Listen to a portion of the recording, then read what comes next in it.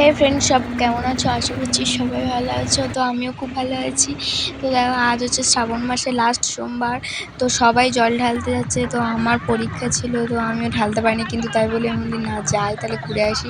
তো যাচ্ছিলাম এরকম গাড়িতে যেতে যেতে দেখো সবাই অনেকে জল নিয়ে চলে আসছে, অনেকে যাচ্ছে, আমরা যাচ্ছিলাম। তারপরে আমরা কল্যাণপুর নদীতে পৌঁছে গেলাম।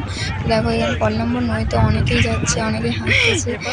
তো অনেকটা এখানে কাদা ছিল, সামনে আমরা যেতে পারছিলাম না। অনেকে স্নান করছিল, আর অনেকে জল তুলছিল।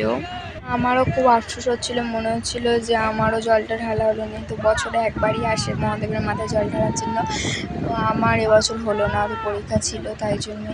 তো আমি ভাবলাম ঠিক আছে, হয়ে গেছে, তো এবার ঘুরে তো আসি, ঠিক আছে, পরের বছর আবার হবে, দেখা যাবে।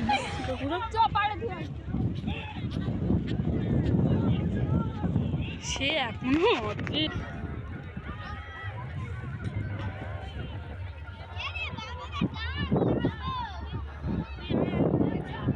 তারপর ভাবলাম যে জল ঢালতে পারিনি তো কী হয়েছে, ওদের সঙ্গে তো যোগ দেওয়া যায়।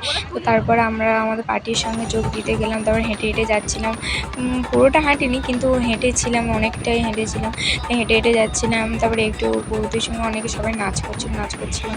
তো চলো, এবছর হয়নি তো কি, যাওয়ার বছর আবার হবে। চলো, হর হর মহাদেব।